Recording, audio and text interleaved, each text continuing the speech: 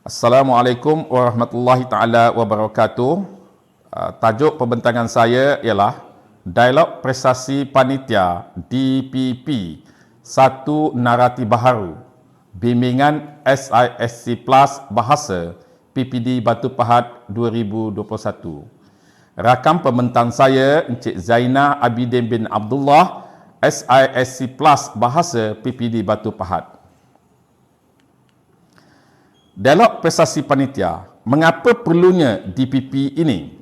DPP sangat diperlukan kerana dalam anjakan Pelan Pembangunan Pendidikan Malaysia, iaitu anjakan yang ke-6, mengupayakan JPN, PPD dan sekolah untuk menyediakan satu penyelesaian khusus berasaskan keperluan.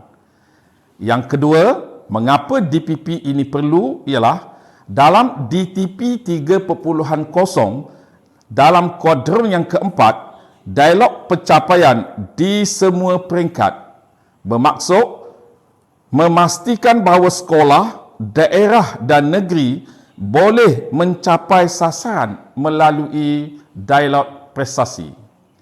Manakala yang ketiga, punca yang ketiga ialah naratif baharu amalan pendidikan, iaitu dalam sub naratif yang ketiga, pengurusan pendidikan.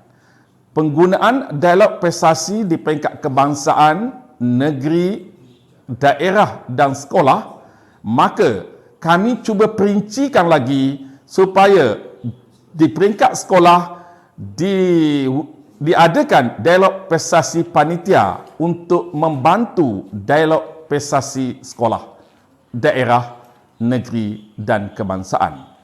Manakala punca kuasa yang keempat ialah bagaimana fokus dan gerak kerja KPPM pada tahun 2020 menekankan kepada sub bidang yang ketiga, iaitu peranan DTP.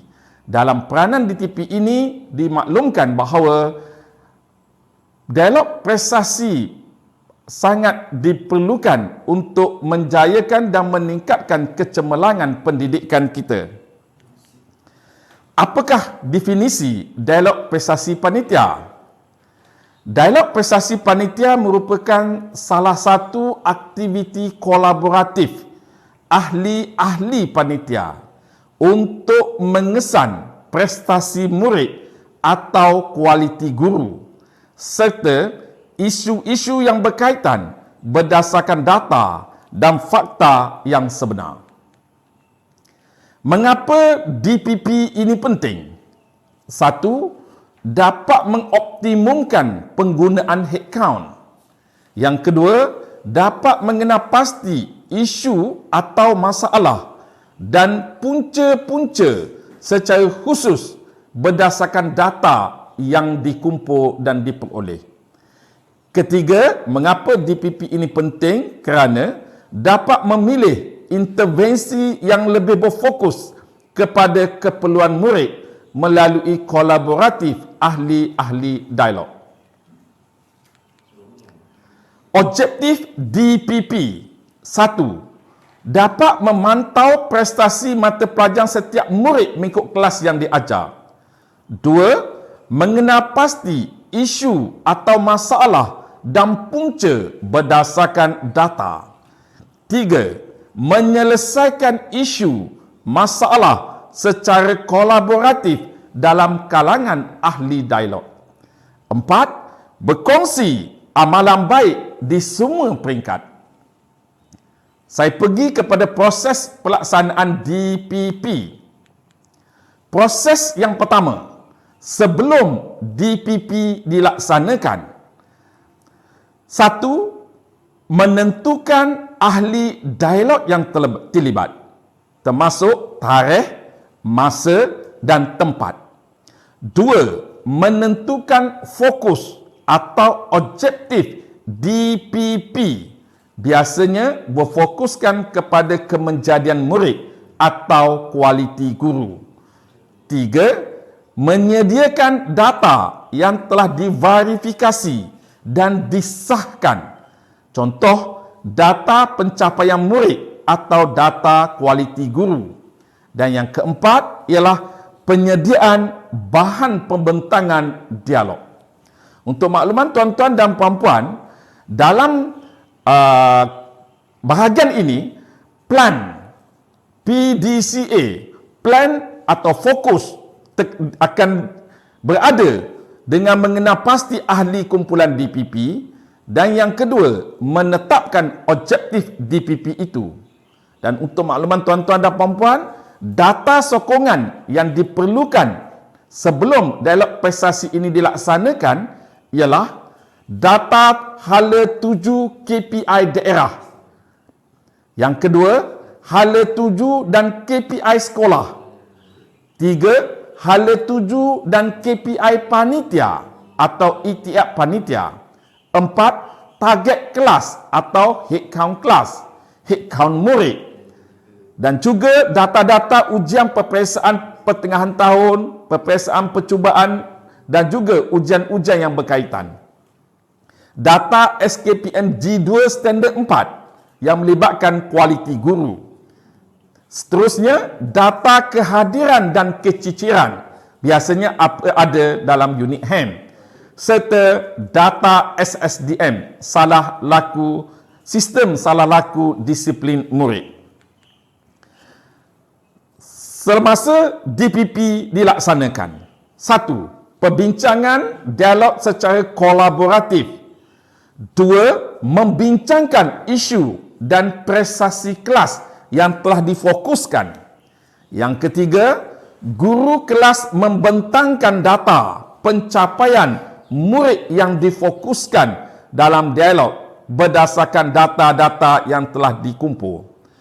Dalam aspek yang ketiga ini, hubungan kluster 1, kluster 2 dan kluster 3 sangat diperlukan. Walaupun dalam dialog membincangkan kluster 2, tetapi berkaitan dengan kluster 1 dan kluster 3 perlu dilakukan untuk mengenal pasti apakah punca yang sebenarnya yang melibatkan isu timbul dalam dialog berkenaan. Yang keempat, mengenal pasti isu atau masalah dan memutuskan intervensi yang paling sesuai secara kolaboratif. Yang kelima, sentiasa merujuk hala 7 dan KPI panitia masing-masing. Selepas dialog dilakukan, 1. Menyiapkan pelaporan dialog dalam borang OPR1.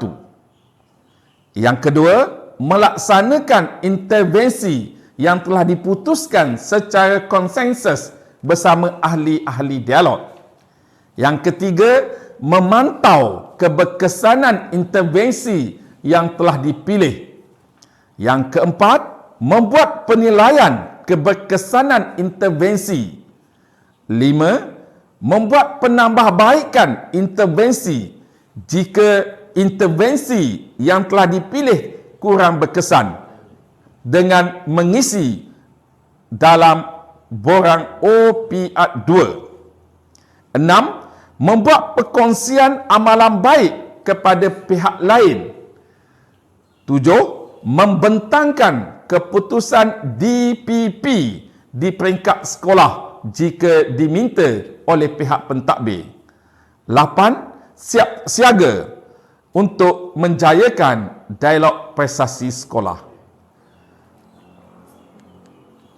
Ini merupakan dua contoh borang OPR1 dan OPR2 yang mana selepas saja tamat dialog prestasi panitia dijalankan, Setiausaha Dialog perlu mengisi maklumat dalam OPR1.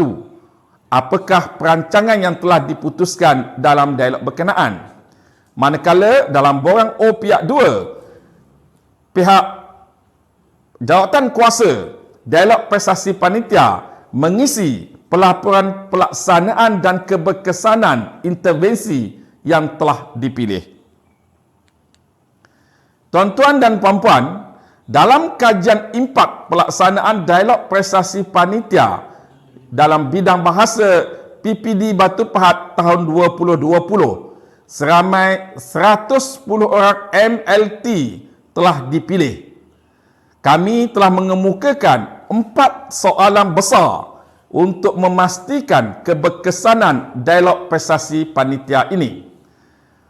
Dalam aspek pelaksanaan dialog prestasi panitia, seramai 100 orang MLT atau responden telah menyatakan bersetuju dan sangat bersetuju mengatakan bahawa DPP boleh membantu meningkatkan prestasi mata pelajaran panitia berkenaan.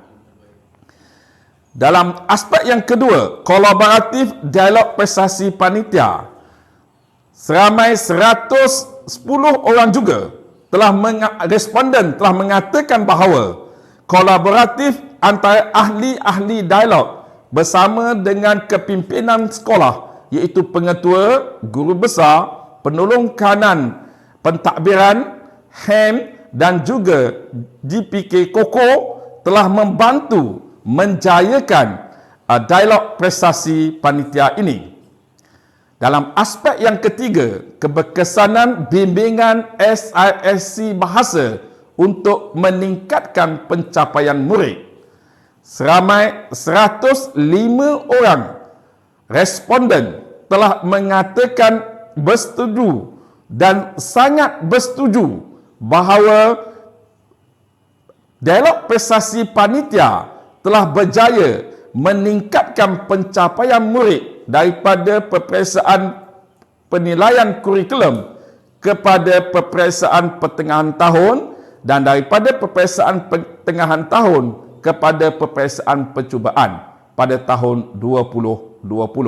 Hanya kita tunggu saja untuk keputusan peperiksaan SPM tahun 2020 untuk mata pelajaran Bahasa Melayu, Bahasa Inggeris dan juga Bahasa Cina di sekolah-sekolah di daerah Batu Pahat. Manakala dalam aspek yang keempat, iaitu keberkesanan bimbingan SISC Plus Bahasa untuk meningkatkan kualiti guru. Responden bersetuju dan sangat bersetuju mengatakan bahawa bimbingan SISC Bahasa telah membantu MLT menganalisis data kualiti guru dalam SKPM G2 Standard 4 dengan berkesan. Di samping, bimbingan SISC Bahasa telah membantu MLT mengesan isu atau masalah serta punca wujudnya kualiti guru. Yang keempat, bimbingan SISC Bahasa juga telah membantu MLT melaksanakan proses semakan atau penilaian serta penambahbaikan program yang telah dirancang oleh panitia. Daripada dialog prestasi panitia ini, kami merasakan bahawa dialog prestasi panitia merupakan salah satu daripada program yang boleh membantu meningkatkan pencapaian murid dan juga dapat meningkatkan kualiti guru dalam aspek 3.1.2.2 untuk kualiti guru, 3.1.2.3 peningkatan pencapaian murid. Manakala melalui standard 3 ini, kita dapat memastikan bahawa berlakunya peningkatan dalam aspek standard 4 SKPM G2 daripada aspek 4.1 hingga 4.6.